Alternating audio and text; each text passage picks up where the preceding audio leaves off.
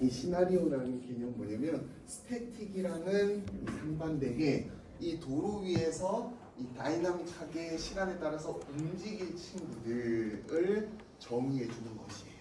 예를 들면 우리는 지금 자율주행 자동차를 구현하는 게 목표이지 않습니까? 그래서 자율주행 자동차를 구현할 때 그냥 차 하나가 그냥 쭉 달리는 거 너무 애매하잖아요, 그죠? 주변의 도로에서 좀 정속으로 달리는 친구들도 여러 개 오브젝트를 놓고 그 친구랑 충돌하는지 안 하는지 뭐 이런 것도 중요한 어떤 그 자율주행의 어떤 그 오브젝트이긴 하죠. 그래서 그런 움직이는 친구들을 어떻게 정의하는지 이런 친구들도 같이 구현해보는 그런 시간을 가질 것 같습니다. 독립적으로. 그리고요, 우리 시뮬레이션에서 이 시뮬레이션 시험에서 가장 궁극적인 목표는 여러 가지 툴들을 사용해서 결국에 자율주행 시스템을 구현하는데 그 목적이 있습니다. 아마도 최종적인 시나리오는 이럴 것 같아요. 어쨌든 우리가 가지고 있는 씬에서 여러 가지 차들이 막 왔다 갔다 할 거예요. 그죠? 그 친구들을 잘 피해가면서 레인을 잘 유지하는 거. 이 정도가 될 것 같습니다. 레인을 잘 유지하려면 여러 가지 컨셉이 필요할 겁니다. 기본적으로는 우리가 이런 것들을 생각해 볼 거예요. 뭐냐면 아마도 1차적인 것은 이 딥러닝 모듈을 활용해서 이제 차가 어떤 카메라가 설치되어 있을 거거든요. 그 카메라는 우리가 사이버 공간에서 활용하는 그런 카메라들이겠죠. 그 카메라들로 뭘 할 거냐면 도로의 내부 정보를 촬영을 할 것이고, 그래서 촬영해가지고 내 차량으로부터 레인이 얼마나 떨어져 있는지 디텍션을 해야 될 것입니다. 원래 아무것도 갖춰지지 않은 상황에서는 그런 카메라 센서에서 오는 정보들을 바탕으로 딥러닝 모듈을 정말 우리가 학습시켜가지고 레인이 정말 우리 차로부터 얼마나 떨어져 있는지를 디텍션 해야겠지만, 그런 세세한 과정은 매틀랩에서 기본적으로 너무 잘 제공을 해줍니다. 그래서 우리는 그 자체를 학습시키는데 너무 많은 에너지를 투자하지 않을 거예요. 다만 이 학습된 모듈이 어떤 식으로 학습됐을까 정도는 공부하면 좋을 것 같다고 생각을 하고 있습니다. 자, 그렇게 레인이 디텍션이 됐죠, 그죠? 그러면 레인이 디텍션이 됐으면 이제 해야 될 것은 또 두 가지가 있을 겁니다. 첫 번째는 뭐냐면 주변 차들이 내 경로 안에 있는지 없는지 그런 것들을 판단해야 돼요. 마찬가지로 카메라 모듈이 이미지를 받아서 주변에 차량들이 얼마나 포진하고 있는지, 그리고 내 경로에 방해를 되지 않는지 이런 것들을 확인해야 될 것입니다. 그래서 레인 디텍션하고 주변 차량 디텍션하고 나서 결국에 우리 차가 주행할 수 있는 공간을 확보하는 것이지 않겠습니까? 그래서 그 다음에는 우리 차량을 잘 제어해서 도로 위에 내 레인에 잘 붙어 있도록 하는 것, 그것을 목적으로 하면 좋을 것으로 생각합니다. 그래서요, 우리가 실제로 최종적으로 구축하게 될 어떤 그 환경은요, 굉장히 많은 어떤 서브 오브젝트들을 많이 담고 있어요. 그래서 우리는 그것들을 하나씩 뜯어보면서 이 친구들이 어떤 정보를 받고 어떤 프로세싱을 하고 어떤 결과값을 내보내는지 그런 것들을 확인할 것이다 라고 생각하면 좋을 것 같습니다. 자, 근데 우리가 할 게 많기 때문에 더욱이 중요한 것은 우리가 기본을 잘 알아야 된다는 것입니다. 지난 수업 시간에 우리 매틀랩의 가장 기본적인 어떤 구문이나 이런 표현 방법들을 배웠었는데요. 오늘 할 것은 무엇이냐면 이 매틀랩이랑 기본적으로 연결되는 시뮬링크에 대해서 그 환경을 어떻게 구축하게 되는 것인지 아주 간단한 이 베이직 이벤트를 가지고 이것들을 잘 활용해보는 방법을 스터디하게 될 것입니다. 잠깐만요.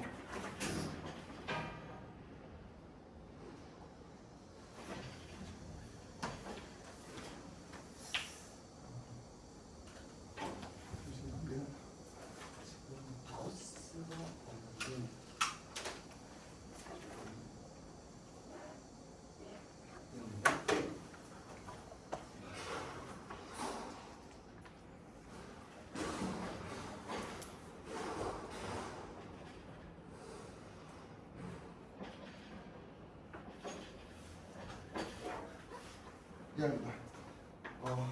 제가 오늘 마우스를 좀 써야 될 것 같아요. 혹시 무선 마우스 있는 친구 있을까? 나한테 좀 빌려줄 수 있어요?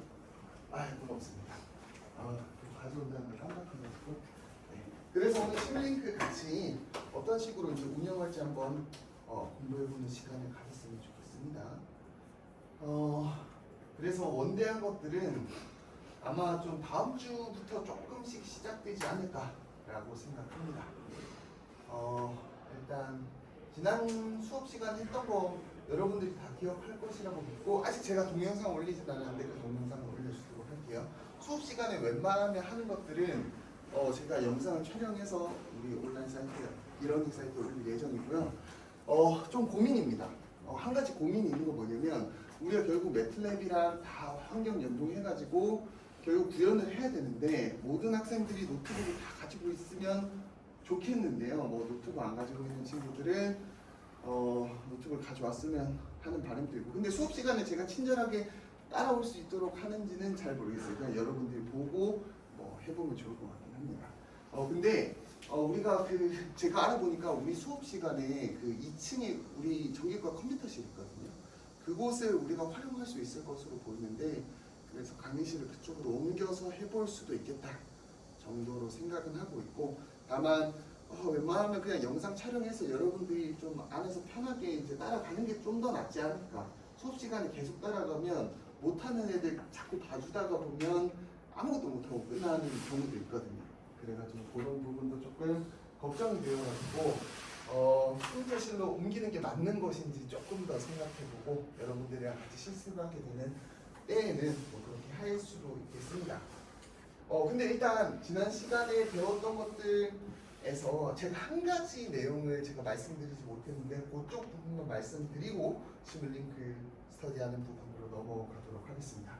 자, 저번 시간에 하지 못했던 건 뭐냐면요, 우리가 매틀랩에서 함수라는 기능이 있는데, 이게 사실 여러분들이 C 언어나 아니면 C++에서도 마찬가지로 여러 가지 함수들로 이제 어떤 모듈화를 시키는 그런 작업들을 많이 하죠. 함수화를 시키는 이유는 뭘까요? 너무나도 간단하게도 모듈화라는 장점이 있기 때문이죠. 그러니까 모든 코드가 정말 로우 레벨에서 모든 게 다 실제로는 작동하지만, 근데 우리는 코드를 보는 입장에서는 그런 기능 단위로 묶여져 있으면 코드를 읽기가 너무 쉽고, 그래서 문제점이 생기는 부분들을 파악하기도 쉽고 디버그하기도 너무 쉬워집니다. 그래서 우리가 코드가 점점 벌키해질수록 함수를 잘 짜는 게 너무나 중요합니다. 그래서 매틀랩에서는 함수를 어떻게 짜는지에 대해서 한번 알아보도록 하겠습니다. 함수를 구현하는 방법은 사실 두 가지를 합니다. 자, 첫 번째로는 뭐냐면요, 우리가 그냥 여기 편집기에 있는 내용들이죠. 제가 편집기 하면 항상 뭘 하고 있습니까? 그게 all, CSC, close, all. 요거는 그냥 앵무새처럼 따라 했으면 좋겠고요. 여기까지 하면 좋은데, 뭐 예를 들면 A는 5다, B는 4다 해서 A 더하기 B라고 하면 이 합이 딱 출력이 된다 했죠. 그죠? 잠깐만. 테스트라고 하겠습니다. 그러면 이제 명령창에서 딱 A, B의 합이 딱 나오잖아요. 그죠? 근데 이런 친구를 저희가 함수로 만들 수 있습니다. 펑션 함수로 만들 수 있어요. 근데 구문은 잠깐만 이런 식으로 이 함수를 제가 뭐라고 할까? 에디션이라고 할게요. 그래서 A와 B를 갖는다. 잠깐만. X와 Y를 갖는다라고 해가지고 result는 X 플러스 Y 이런 식으로 해가지고 result 이런 식으로 함수를 우리가 이 코드 상에서 정의할 수도 있어요. 근데 보통 함수라는 것은 직관적이기 때문에 우리 실제로 사용하는 이 스크립트의 가장 마지막 쪽에 정의해서 함수인다고 지치지 않게끔 해주면 좀 더 좋긴 합니다. 뒤쪽에 정의해주면 되니까요. 자, 그래서 보면 addition, A, B 이런 식으로 하면 그죠? addition 요 결과값이 출력되는 그런 식으로 제가 정의했다라고 보시면 좋을 것 같습니다. 이런 식으로 함수를 일단 정의할 수도 있고요. 근데 간혹 어떤 친구들은 이런 함수가 내 코드에 있는 게 굉장히 못마땅할 수도 있어요. 혹은 우리 코드를 개발하고 있는 과정에서 예를 들면 코드가 엄청 벌키해. 막 이거저거 많은데 그러면 갑자기 에디션이라는 함수가 나오면 이게 어디에 정의돼 있지라고 하면 굉장히 혼동이 될 수 있단 말이죠. 그때 밑에 이렇게 정리해 놓으면 이거 막 무수히 많이 봐야 되잖아요. 그런 것들은 너무 열받는단 말이지. 자, 그럼 어떻게 할까요? 그런 것들은 간단하게 처리할 수 있습니다. 어떻게? 새로 만들기 해가지고 함수라는 탭을 눌러보고 방금 정의했던 것을 그대로 복사 붙여넣기 하고 파일 이름을 함수 이름과 같이 저는 보통 정의합니다. 그럼 봐봐요. 제가 이런 함수를 만들었거든요. 그리고 제가 만든 함수는 제가 이 지금 진행하고 있는 코드에 진행하고 있는 폴더에 같이 담겨 있어요. 이렇게 에디션이라는 함수. 이런 식으로 담겨 있잖아요. 그러면 이 함수는 함수대로 작동하겠지. 그럼 내가 에디션이라는 걸 정의하지 않아도 에디션이 잘 작동합니다. 이렇게 보시면 돼요. 근데 만약에 내가 이 함수를 지우잖아? 그러면 작동 안 해요. 에러 나겠지. 에디션이라는 함수를 찾을 수가 없다. 그래서 우리가 사용해야 되는 함수가 많아지면 많아질수록 그냥 이렇게 함수를 따로 정의해서 놓는 것이 코드를 이해하는 학생들에게는 훨씬 더 코드를 읽는 사람에게는 훨씬 더 편할 수 있다 정도로 생각해 주시면 좋을 것 같습니다. 네, 여기까지가 함수인데 뭐 여러 가지 함수는 마음대로 정할 수 있죠. 그죠? 제가 뭐 연습으로 가져왔던 거는 반지름이 주어지면 그 면적을 뱉어낸 함수 정도로 정리했었는데 이건 나중에 이제 시뮬링크에서도 어떻게 구현하는지 알려드리도록 하겠습니다. 자, 어쨌든 여기까지가 아주 베이직한 함수 정의하는 내용이었고요. 잠깐만, 내가 이거를 줌으로 촬영하는 게 좋을 것 같습니다. 이거를 촬영해서 여러분들한테 주는 게 낫겠지? 이거 계속 매 단위를 다 녹화해서 올릴게요. 공유 꼭 해야 되나? 잘 모르겠네요. 여기에서 자, 녹화를 한번 해보겠습니다. 자, 그래서 오늘 지금 배울 것은 이제 시뮬링크를 과연 어떻게 사용할 것인가입니다. 그죠? 자, 그래서 보자.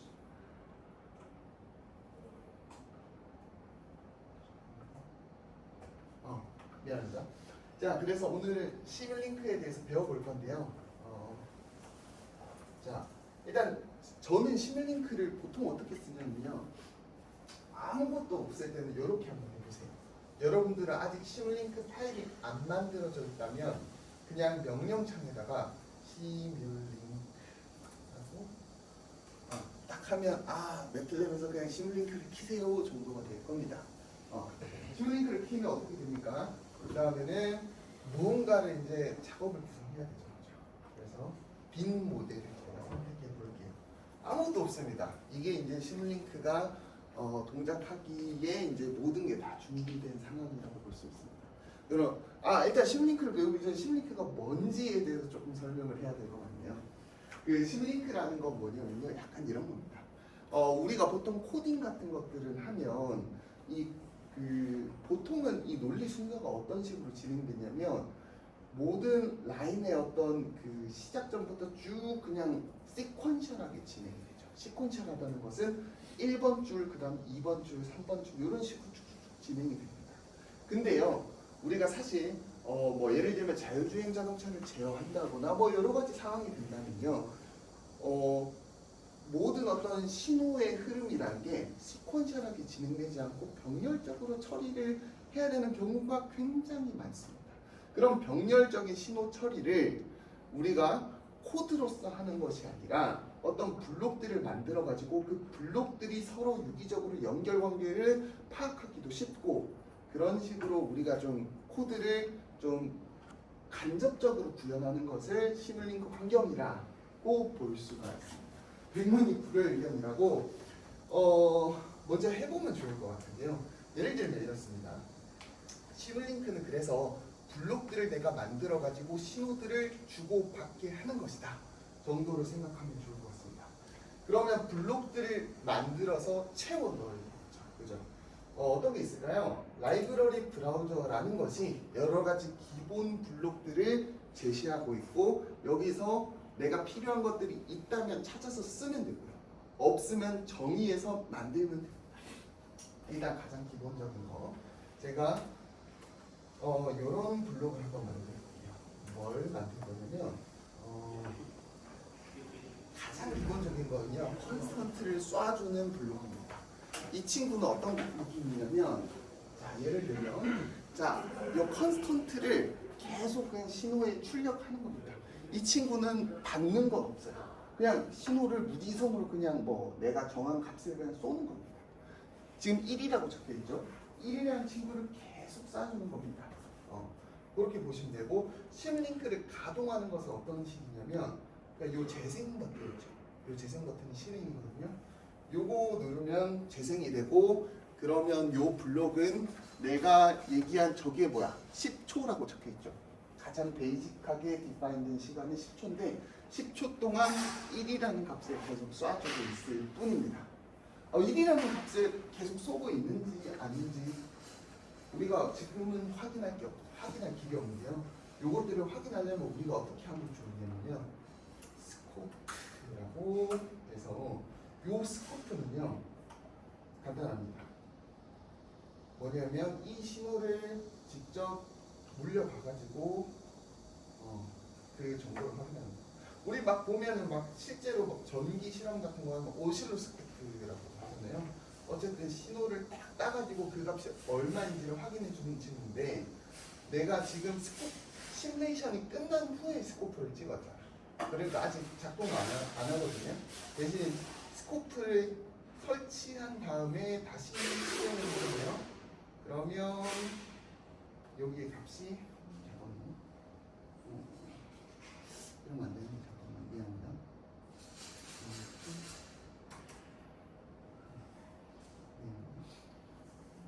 이런 식으로 될 거예요. 이런 식으로. 좀 이상하게 생기긴 했는데 이 의미가 뭐냐면 매 0점 저 봐봐. 이런 의미가 있습니다. 여기 샘플 시간 0.1이라고 했는데 이 말이 뭐냐면 0.1초마다 1이라는 정보를 쏘게 한 거예요. 그래서 그 스코프는 요 신호를 받아다가 그냥 단순히 출력해 줄 뿐인 거죠. 그죠?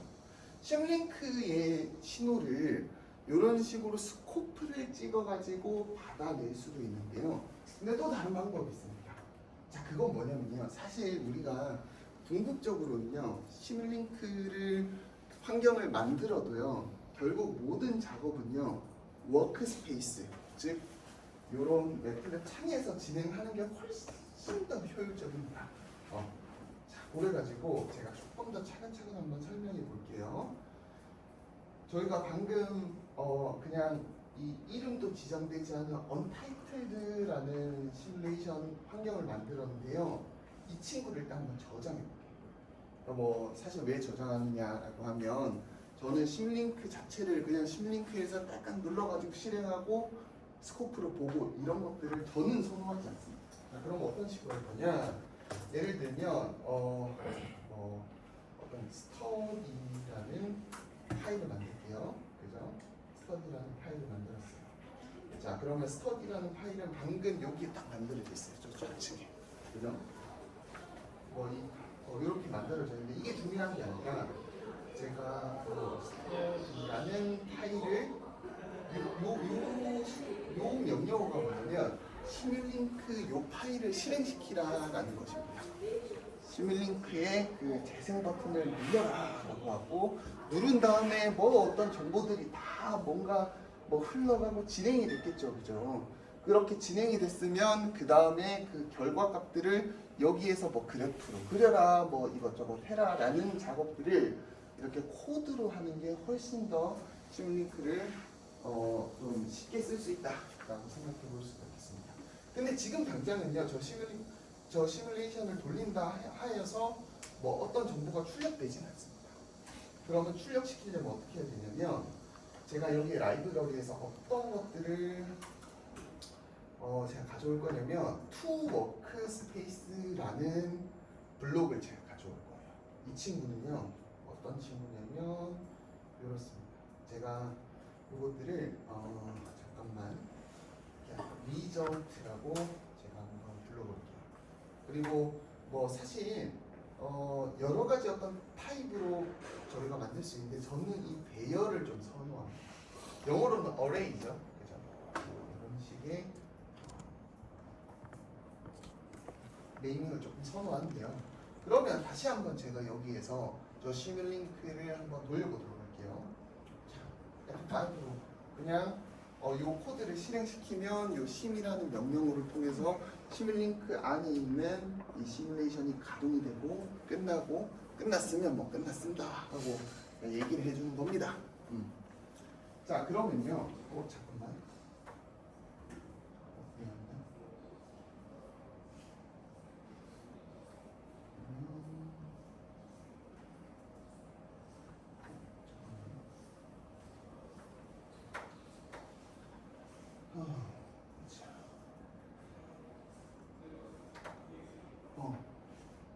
여기 보면 아까 제가 리절트로 뽑아내라고 했잖아요. 그래서 요 리절트 보면요. 값이 뭐 101개 들어있고 이게 뭐다라고 얘기를 하고 있는데 다 1111 들어있죠. 그죠? 요게 우리가 가지고 있는 값입니다. 방금 시뮬링크를 돌려가지고 얻어낸 값입니다. 그래서 리절트 잠깐만 리절트 그러면 이게 안 됩니다. 이렇게 하면 됩니다. 우리 지금 ans라는 답으로 가는데 그런데 좀 버전이 달라지면서 ans result 하면 답이 나옵니다. 그죠? 그래서 내가 ans result라고 하면 요 값이 우리가 방금 1이라는 값을 쭉 뽑으라고 했었죠. 그죠? 그래서 1이라는 값을 쭉 내고 있는데요. 1 말고 그럼 진짜 맞습니까? 근데 2로 한번 바꿔볼까요? 그래가지고 다시 돌려보면 네, 리절트 다 2로 바뀌어서 나오죠. 이렇게 확인할 수 있고. 자, 근데 시뮬링크는 기본적으로요 리얼타임으로 돌아가는 건 아니지만 어쨌든 이 시뮬레이션 환경에서 가동하고 있는 어떤 시간이라는 개념이 분명히 존재하거든요. 그래서 그냥 값을 받기보다는 시간 값이랑 같이 받아내면 참 좋을 것 같아요.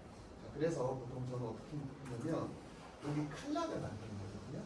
이 클락은 실제 시간을 출력해주는 친구입니다.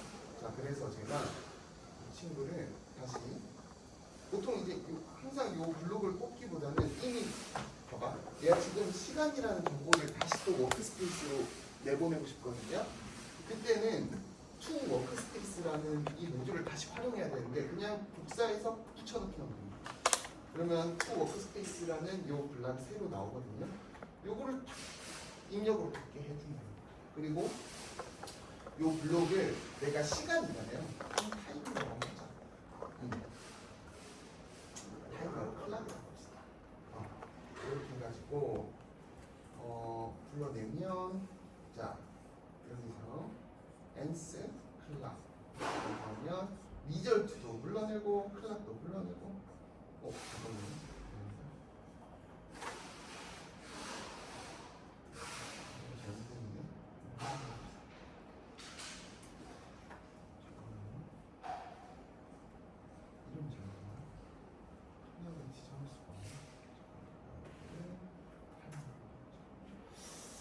잠깐만요. 좀 뭔가 변한 것 같다. 미안합니다. 요 아웃으로 나온 이거를 ans가 아니고 아웃. 타임.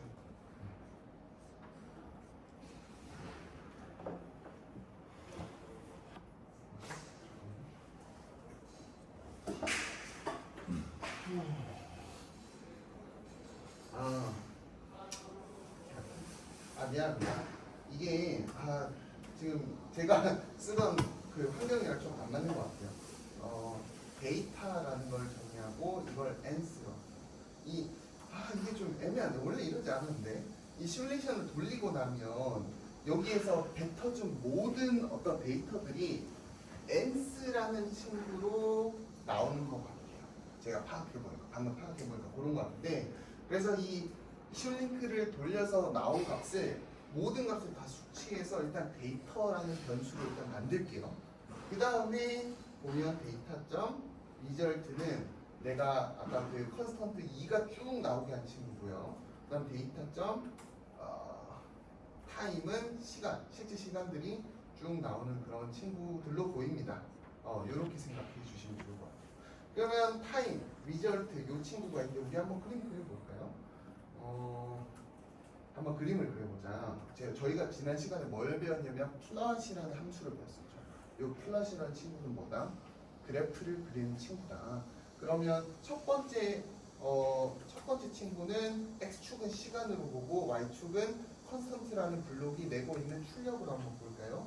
그러면 데이터.타임, 데이터.리절트라고 하면 이제 각 시간에 저 컨스턴트 모듈이 얼마만큼의 출력을 내는지 한번 확인할 수가 있겠죠.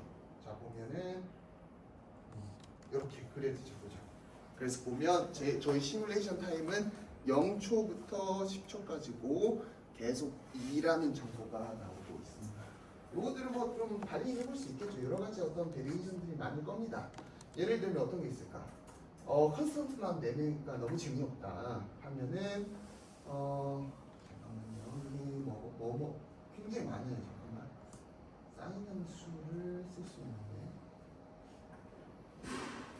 보자. 잠깐만. 사인 함수 여러 가지가 있는데 펑션 제너레이터 여기 여러 가지 함수가 있는데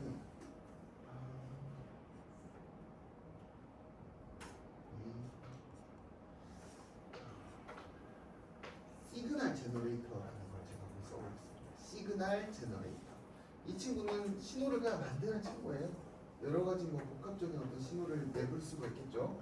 여기 보면 사인, 구형, 톱니, 랜덤 이렇게 있다는데 제가 사인으로 한번 해보고 진폭이 1이고 주파수가 1인 그런 신호를 만들어서 리절트에 채취해서 다시 한번 그래프를 한번 그려보도록 합시다. 자 그래서 자 요거를 그대로 요 코드를 실행시키게 된다면 그럼 사인 함수 딱 나오겠죠. 그죠? 이런 식으로 해가지고 시뮬레이션 결과들을 우리가 시뮬링크를 비축해서 넣어서 구현해 볼 수가 있겠다. 라고 생각해 주시면 좋을 것 같습니다. 여기 보면 데이터 요거는 명칭에 낼 필요 없고 그죠? 저번에 배웠던 거 조금 복습하면 그런 게 있습니다.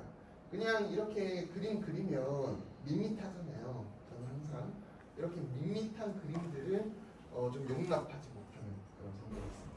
자 그래서 어떻게 해야 될까? 뭐 여러 가지 고민이 되겠죠. 예를 들면 색깔을 바꾸고 싶다. 색깔을 바꾸고 싶으면 어떻게? 컬러 하고 RGB 값 넣어주면 되지. 빨간색으로 바꾸고 싶으면 100 하면 그러면 붉은색 그림이 나올 겁니다.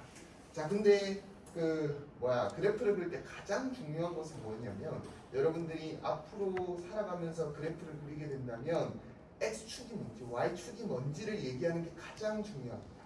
그래서 우리는 지금 X 라벨을 해가지고 여기에다가 뭐 예를 들면 타임 단위는 뭐 이렇게 세컨드 이런 식으로 해주면 좋고 Y축에도 이름을 붙여줘야겠죠. 그죠?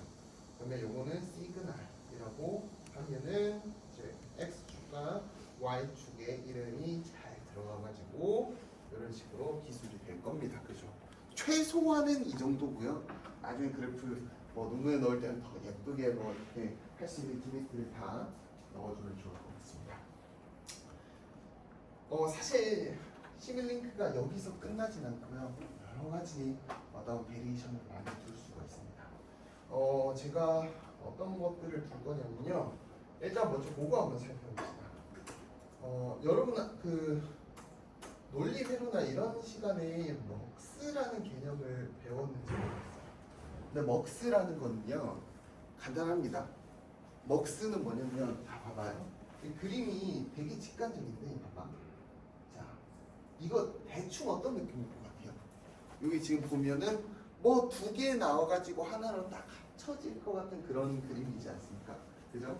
먹스라는 친구는 뭐냐면요. 입력을 벡터로 이렇게 쫙 쌓아주는 그런 친구라고 보시면 될 것 같습니다. 자, 한번 예를 들어 볼까요?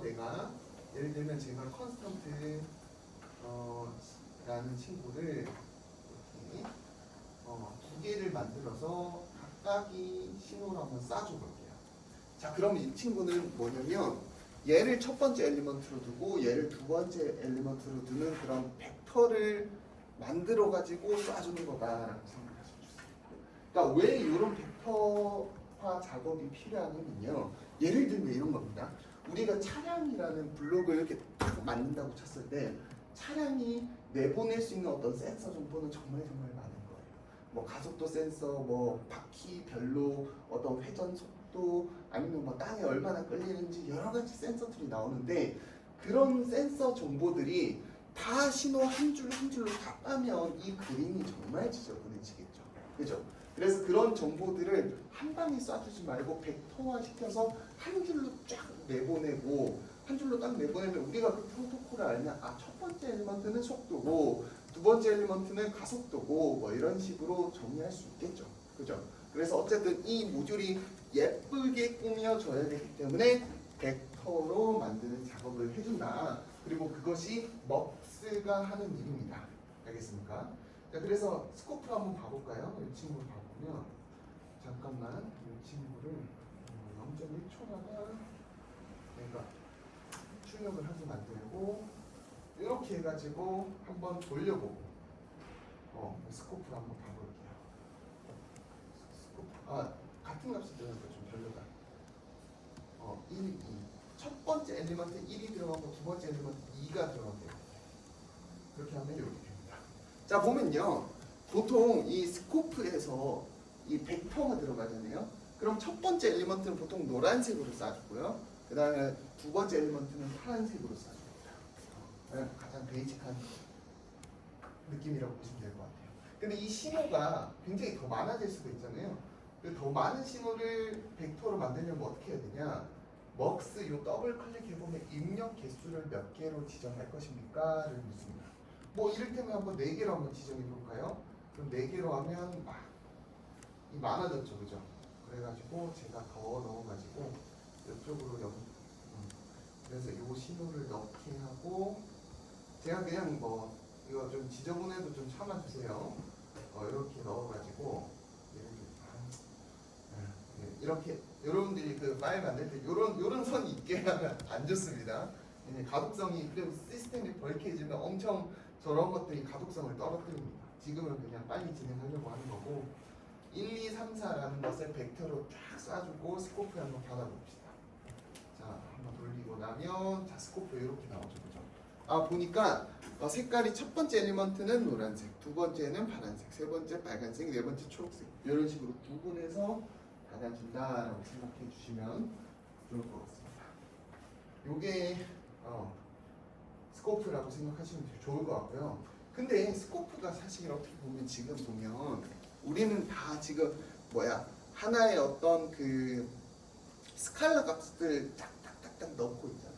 근데 간혹 어떤 게 있냐면 스칼라도 들어오고 벡터도 들어오고 스칼라도 들어오고 이렇게 여러 개 짬뽕인 친구들이 신호로 쫙 만들어져서 들어오고 있을 수도 있잖아요. 그런 친구는 어떻게 컨트롤하느냐를 한번 봅시다. 자, 이를테면 이런 겁니다. 봐봐요. 예를 들면 이렇게 한번 보자. 자, 예를 들면 내가 먹스를 하나 더 만들게. 예를 들면 자, 먹스로 만들어가지고 이런 친구. 자, 이렇게 보면 봐봐. 자, 지금 1이라는 거 들어오고요. 얘는 지금 스칼라죠, 그죠? 그 다음에 요거를 벡터로 만들어가지고 들어오고 있어. 하나는 스칼라, 하나는 벡터, 하나는 또 스칼라. 이 네 가지 신호를 이렇게 받으려면 어떤 식으로 우리가 정의를 해야 될까?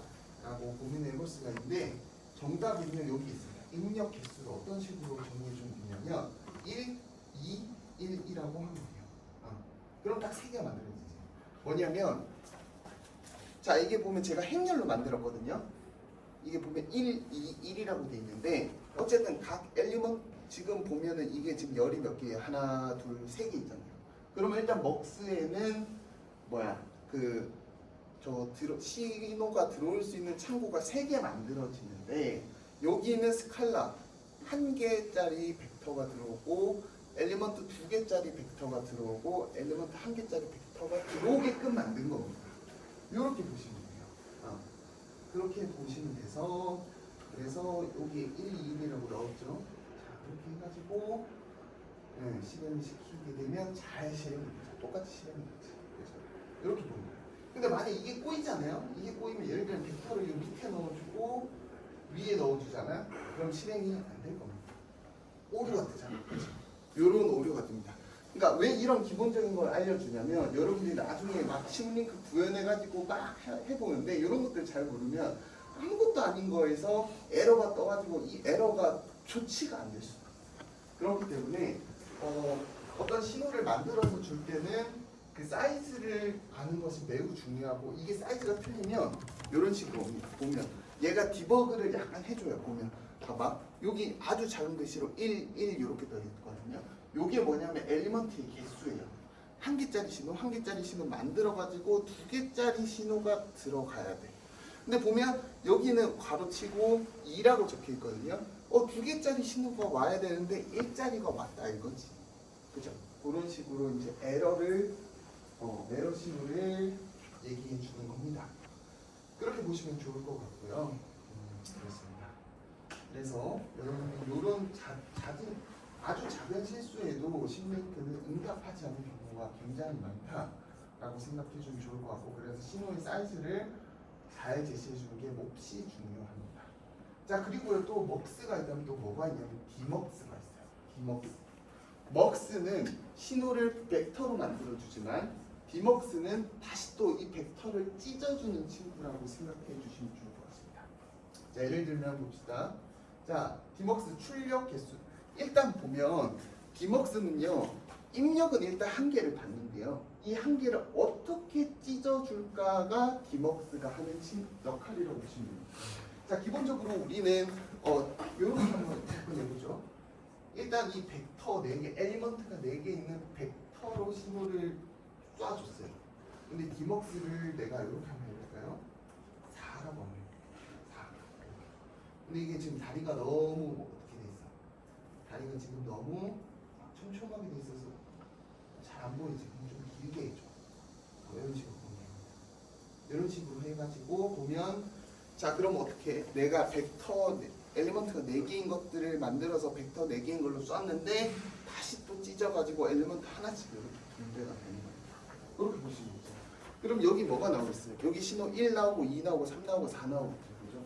하나만 딱 확인해보자. 어떻게? 요렇게 2만 딱 한번 확인해볼까요?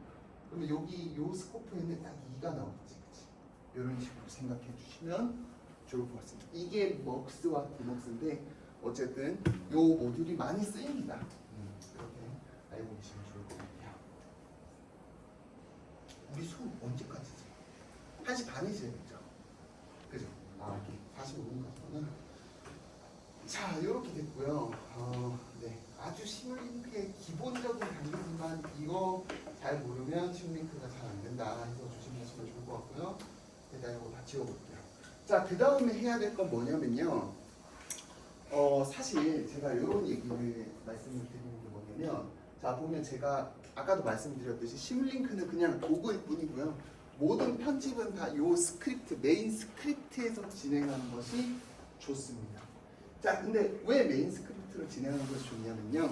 여기에서는 여러 가지 어떤 변수들을 정의하는 게 매우 쉽거든요.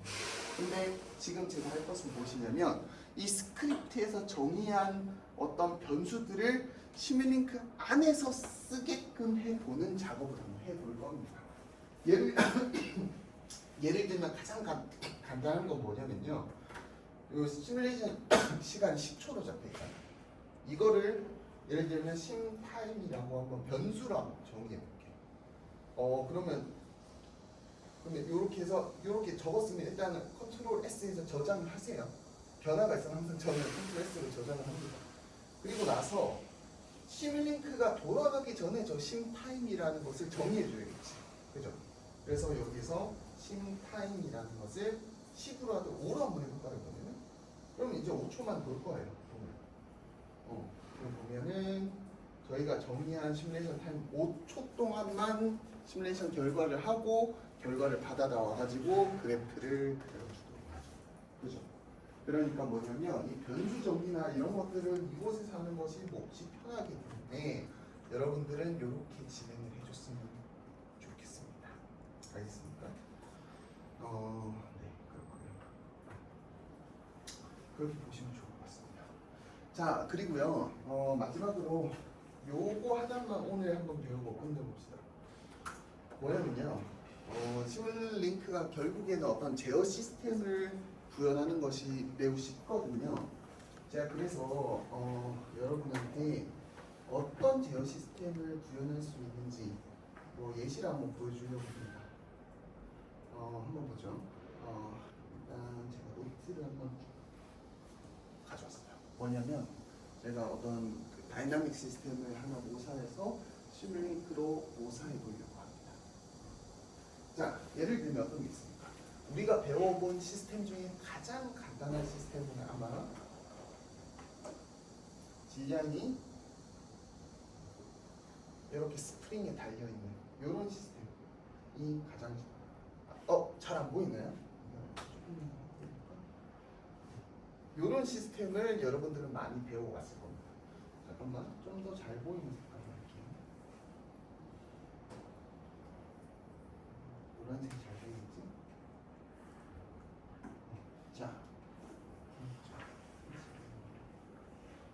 자 그래서 봐봐. 이렇게 질량체가 스프링에 딱 연결이 되는 이런 시스템을 한번 생각해 볼 것이고요. 자, 용수철 상수는 K라고 한번 해볼게요. 그죠? 자, 그러면 이 시스템의 모션은 잘 모르겠지만 사실 보면 여기를 원점이라고 생각한다면 원점으로부터의 어떤 변위라는 개념이 있을 것이고 그 질량에 가해준 힘 요거를 F라고 한번 해봅시다. 자, 그러면 우리 이 친구에 대한 운동 방정식 구조할 수 있지 않겠습니까? 어떻게 됩니까? F는 MA잖아. 그지? 외력. F는 MA인데 이 지금 질량체에 작용하고 있는 힘은 이 외력 F와 그 다음에 용수철이 당기는 힘 마이너스 KX 여기 있고 요것이 바로 뭐다? MA 이렇게 되는 거 아니겠습니까? 그죠? 이 방정식 우리가 너무 많이 봐왔잖아요. 그죠? 그래서 이런 용수철이라는 시스템을 저 시뮬링크에서 어떻게 모사하는지 한번 확인해 보자. 근데 지금 보면 이게 미분으로 되어 있거든요. 이게 미분은 조금 짜증나요. 그래서 저는 이 시스템을 어떤 식으로 조금 바꿀 거냐면 이렇게 한번 바꿔볼게요. 예를 들면 x 닷은 속도라고 한번 해봅시다. 자, 그러면 x2 닷은 뭡니까? 속도의 미분이 되겠지. 그죠? 자, 그리고 이 친구를 한번 정리해 볼까요? 정리하면 질량분의 1 해가지고 f 마이너스 kx 이런 식으로 될 겁니다. 너무 많이 했죠. 그래서 우리는 이 시스템의 시뮬링크를 한번 구현해 보자 라는 얘기를 해 볼 겁니다.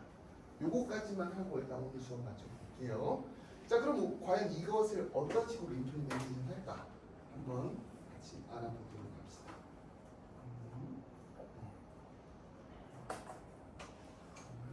자, 그래서 이 친구를 자 이렇게 봐야 되는데, 자 우리가 첫 번째 할 것은 뭐냐면요, 자 한번 봐보자.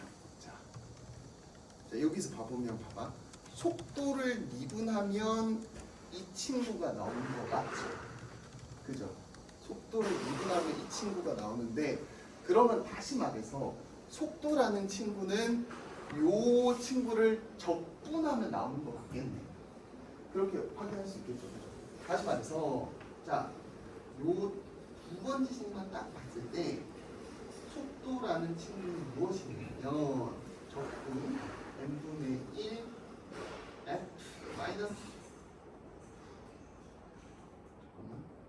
마이너스 kx다라고 보시면 돼요. 구간은 뭐 0초부터 하든 뭐 상관없습니다. 그냥 뭐 적분 구간에 대해서는 그렇게 시리어스하게 따지지 않을게요. 자, 그리고 첫 번째 식을 또 보면은 x는 뭐다? 속도를 적분하면 튀어나오는 거겠네 라고 볼 수 있지 않겠습니까?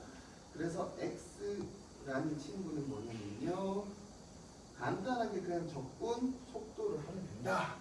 요 정도의 컨셉만 가지고 우리가 한번 요 시뮬레이션 환경을 구현해 보겠습니다.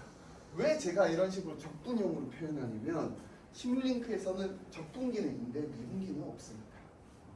이게 여러분들이 살다 보면 왜 미분기가 없지라고 생각할 수 있는데 이건 좀 시스템 이론을 배워야 되긴 하지만 어쨌든 대부분의 시스템을 기술할 때는 적분기로 보통 표현을 하긴 합니다. 자, 그래서 자, 적분 영어로 뭐죠? 인테그레이션이거든요. 인테그 이렇게 하면 끝까지 안 쳐도 돼요. 자, 보면 인테그레이터라는 친구가 있네요. 자, 근데 우리 보면 봐봐. 자, 속도를 알기 위해서는 뭘 알아야 된다? 이 친구를 적분해야겠네. 그리고 이 x라는 친구를 알기 위해서는 속도를 적분해야겠네. 다시 말해 지금 적분이 2개 들어가 있죠. 그래서 일단 적분기 2개 한번 뽑아볼까요? 이렇게 뽑아보면 됩니다. 자, 그래서 자, 애매하지만 봐봅시다. 자, 요렇게 한번 생각해보면 어떨까? 어떤 거냐면 봐봐. 자, 속도를 적분하면 포지션이라고 했죠. 그리고 요 외력을 적분하면 속도라고 했죠. 그러면 우리가 그림을 그릴 때 여기를 외력, 즉 F-KX를 적분해서 속도가 나오게 하고 속도를 적분해서 X가 나오게 하면 되지 않겠습니까? 그죠? 그런 식으로 생각을 하시면 됩니다. 뭔 말인지 알겠죠? 자, 그래서 여기를 쫙 연결해가지고 이 친구는 속도가 나온다. 이거 글씨 크게 작은데?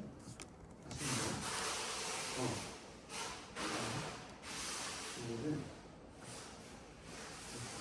컨트롤 하고 스킬 누르면 좀 더 커집니다. 자, 조금 해줄게요. 속도 여전히 작긴 한데 뭐 대충 알 거라고 생각합니다. 이렇게 쫙 내밀어서 이 친구를 X라고 하죠. 그죠? 이렇게 보시면 좋을 것 같습니다.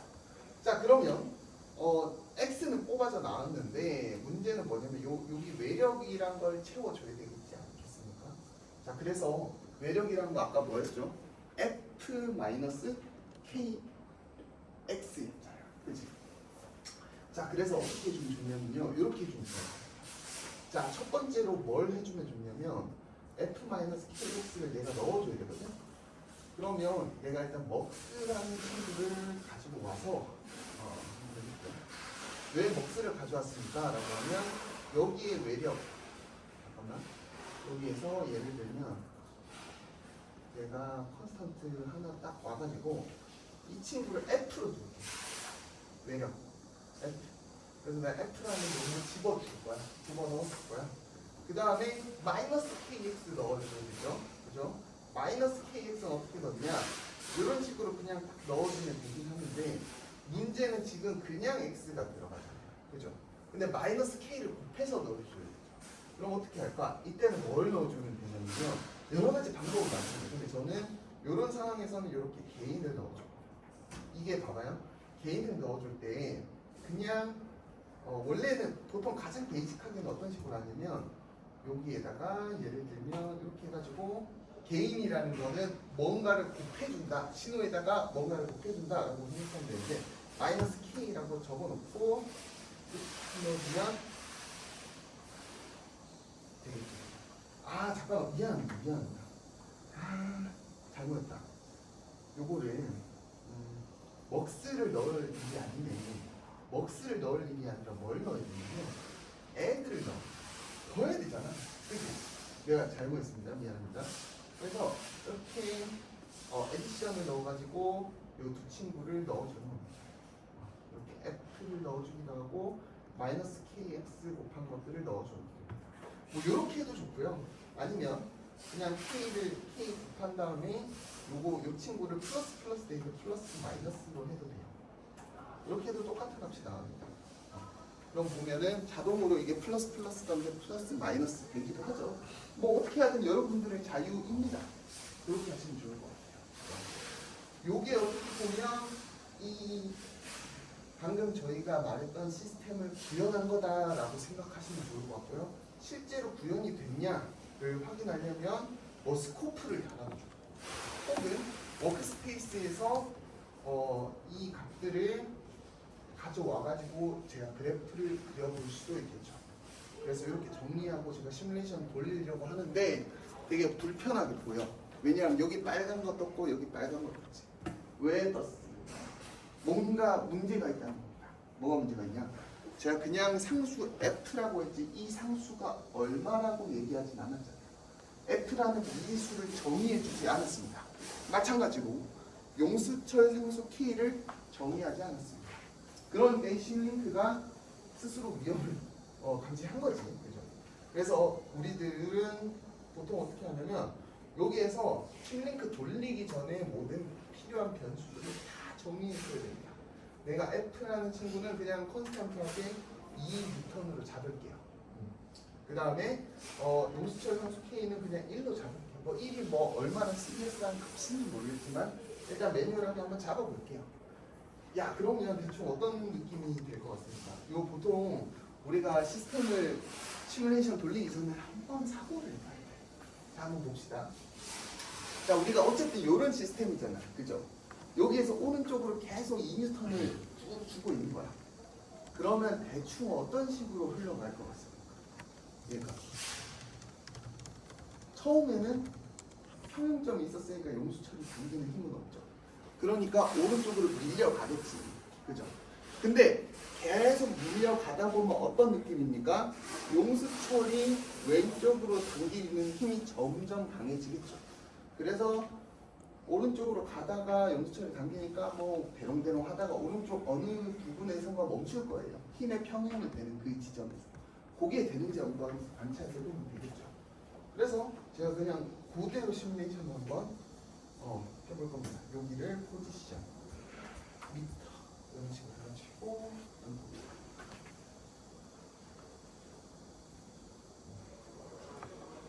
잠깐만. 아, 미안합니다. 이거를 없애야겠다. 그냥 리절트 쓰고 1로 되네요. 이걸 리절트로 바꿨어. 그래서 시간과 용수철 포지션을 받아가지고 저장을 하고 시뮬레이션 딱 돌리면 시뮬레이션이 뭐 이상하게 도는데 지금 뭔가 게임이 끝난 것 같지가 않죠. 그러면 어떻게 해야 될까? 시뮬레이션 타임을 더 길게 잡아야겠죠. 그죠? 그래서 심 타임을 5로 하지 말고 50초로 한번 늘려볼게요. 그래서 한번 돌려봅시다.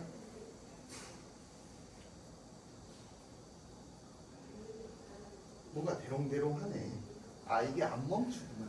안 멈추고 갔다 갔다 하는 거죠. 시간이 지나. 이게 그리고 약간 스무스하지 않잖아요. 보면 막 이게 팍 쫓아갔다가 막 이렇게 되는 거 어떤 이슈냐면요. 이런 이슈가 있습니다. 뭐냐면 이게 사실 뭐 여러 가지 이제 뭐 문제가 있는데 이게 모델링이라는 탭에서 모델 설정 보면요. 이 시뮬레이션 자체를요 가변 스텝으로 하지 말고 저는 고정 스텝으로 보통 사용하기도 합니다. 그리고 이 시뮬레이션 스텝을 0.01 100분의 1초마다 이 물리 엔진이 작동하도록 계산해서 작동하도록 하는 이런 식으로 해보면 저 값들이 훨씬 더 잘 돌아갈 겁니다. 너무 스무스한 어떤 비헤이비어를 안 보여줘가지고 고정 스텝 조금 더 촘촘하게 저 시뮬레이션 해보라 하니까 좀 스무스해졌죠. 아까처럼 이렇게 막 빽쭉빽쭉 하진 않고 어쨌든 지금 보면 저희의 예상과는 다르게 뭔가 어떻게 돼요? 계속 용수철이 막 왔다 갔다 하고 있어요. 그죠? 0에서부터 뭐 2를 약간 평형 지점으로 해가지고 왔다 갔다 하고 있는 거예요. 근데 왜 왔다 갔다 할까요? 문제는 뭐냐면 이게 공기 저항 같은 게 없어서 그래요. 자, 보통 봐봐요. 자, 공기 저항이 왜 없냐? 사실 운동 방정식에서 보면 공기 저항은 보통 어떻게 들어가냐면 여기에서 어떤 식으로 들어가냐면 이렇게 들어가요. 보통 여기 이렇게 해가지고 여기 통에다가 어쨌든 바깥에 힘이 더 들어가는 거잖아. 그죠?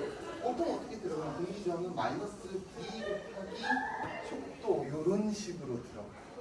그럼 마찬가지로 여기에서도 마이너스 BV 여기도 마이너스 BV 이런 것들이 들어가줘야 돼요. 자 그럼 속도를 하나 빼줘야 되는구나 라고 볼 수 있겠고요. 자 그래서 제가 속도를 하나 빼줄게요. 플러스 마이너스 제가 패를 하나 추가 이렇게 해서 자 이 외력 2뉴턴으로 밀어주는 건 그대로 내가 넣었어요. 그리고 용수철이 작동하는 힘 이 친구 그대로 넣었어요. 그 다음에 어떻게 해야 된다? 내가 여기에다가 속도를 이렇게 받아와야 돼요. 근데 속도를 그냥 받아오면 안 되고 어떻게 해야 된다? B를 붙여서 넣어요. 이거 보통 댐핑 컨스턴트라고 하거든요. 이렇게 B라고 하면 되거든요. B도 아직 정의 안 돼 있지. 그러니까 붉은색이 떠가지고 제대로 작동하지 않습니다. 자 그래서 저는 B라는 친구를 그대로 한번 1로 한번 둬볼게요. 그렇게 딱 시뮬레이션 하면 뭔가 평행 지점에서 멈출 것 같은데 이런 공기 저항이라는 걸.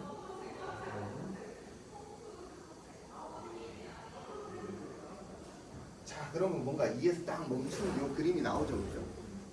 댐핑이 없어서 그렇습니다. 댐핑이 없으면 계속 반복하고 댐핑이 없으면 댐핑이 있으면 이렇게 멈춰가지고 딱 시그널이 어떤 지점으로 특정하게 딱 수렴을 한다 라고도 볼 수 있겠네요.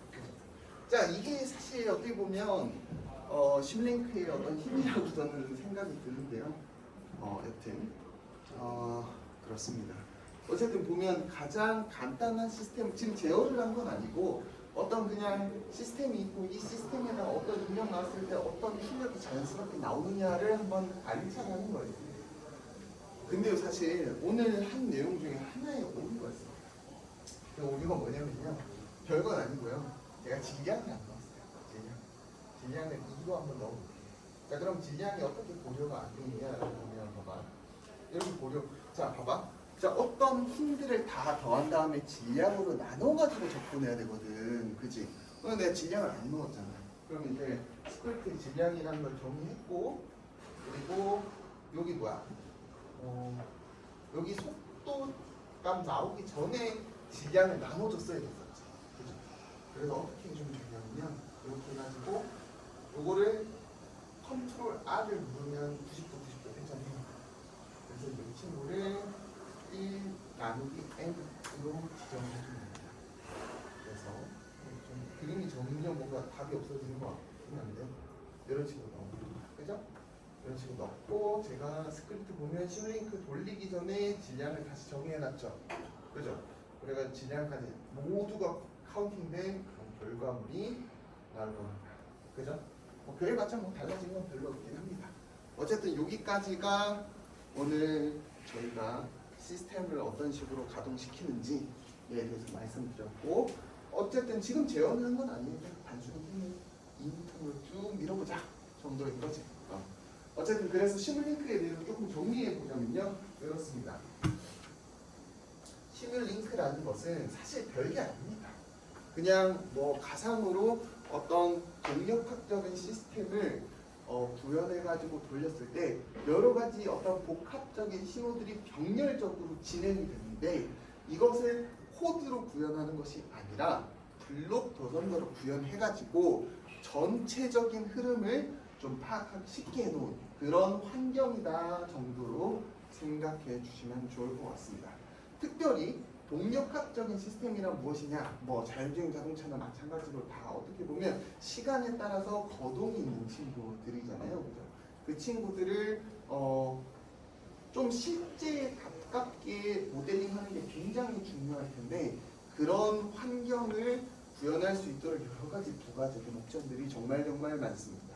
그래서 여러분들은 계속 우리가 이 자율주행 시뮬레이터를 공부해 보면서 그런 환경도 구현할 수 있구나. 근데 지금 조건은 잘 안 되네. 뭘 어떻게 바꿔야 되지? 이런 것들을 조금씩 공부해 나간다 라고 보시면 좋을 것 같습니다.